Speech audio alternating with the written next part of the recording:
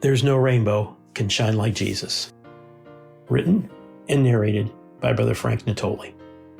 While many of us have a favorite hymn from the beautifully inspired hymns of praise that have touched our hearts and brought tears to our eyes, the songs of Zion are unique to our church.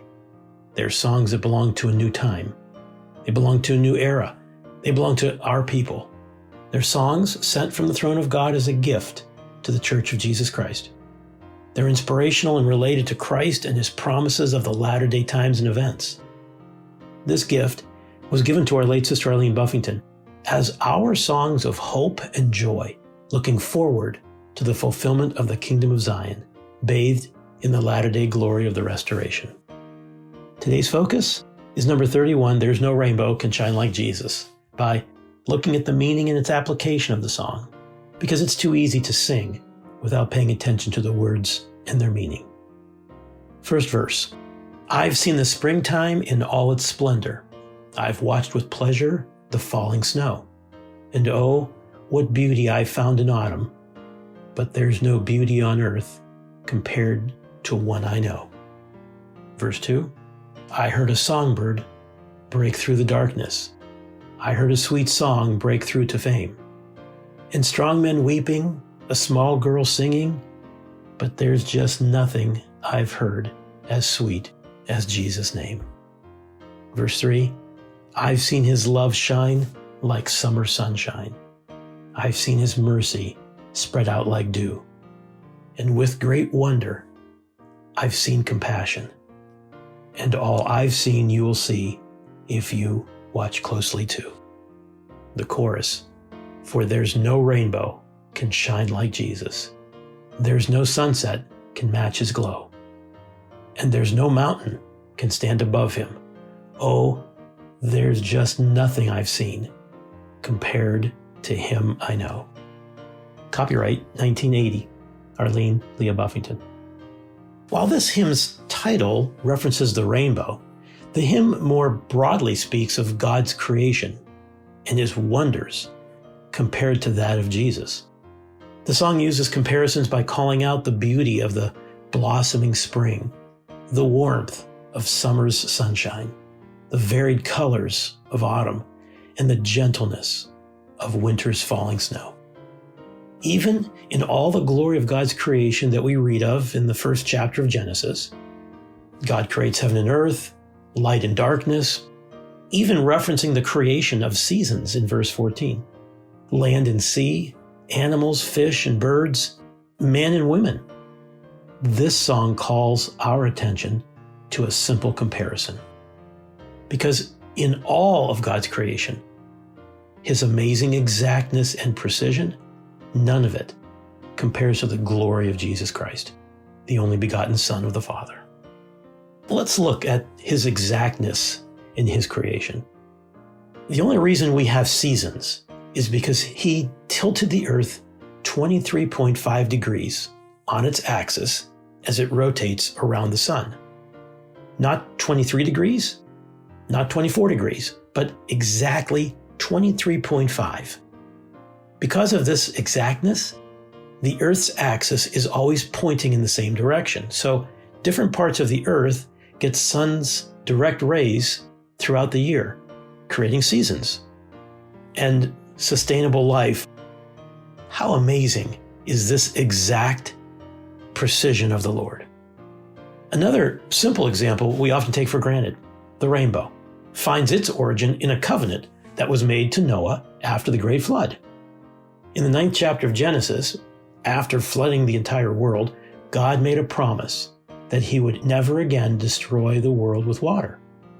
In order to communicate this promise, God not only spoke it to Noah, but he also placed a majestic bow in the sky. Genesis chapter 9, verses 12 to 17 records God's promise to Noah and future generations. He said that when the bow is in the clouds, he will see it and remember the covenant he made with Noah and with all of his creation. The rainbow, like all of God's creation, reflects the beauty and radiant colors as an amazing demonstration caused by the simple dispersion of sunlight on tiny water droplets.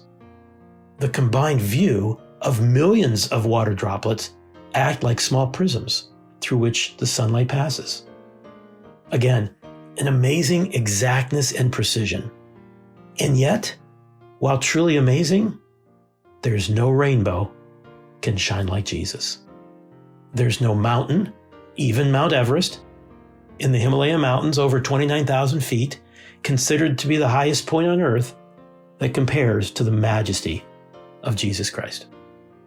Simply put, none of God's creation compares to the hope we have through salvation offered to us by his only begotten Son, Jesus.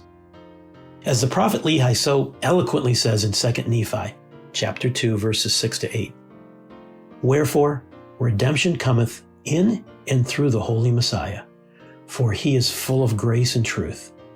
Behold, he offereth himself a sacrifice for sin unto all those who have a broken heart and a contrite spirit. Wherefore, how great the importance to make these things known unto the inhabitants of the earth, that they may know that there is no flesh that can dwell in the presence of God, save it be through the merits and mercy and grace of the Holy Messiah, who layeth down his life according to the flesh, and taketh it up again by the power of the Spirit, that he may bring to pass the resurrection of the dead, being the first that should rise." This is what is meant when we sing the last line of the chorus. "Oh, there's just nothing I've seen compared to him I know." May God bless you.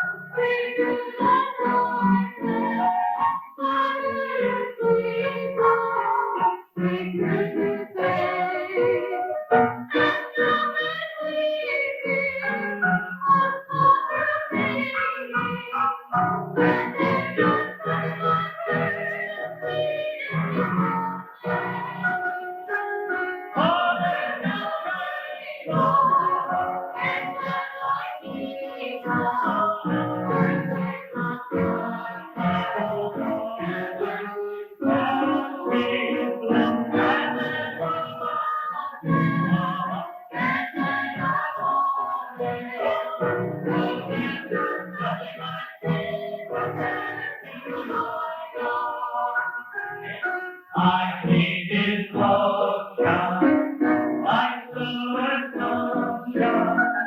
I see his mercy spread out like blue. And with great wonder, I see compassion. And all my kingdom sing if you want to be free.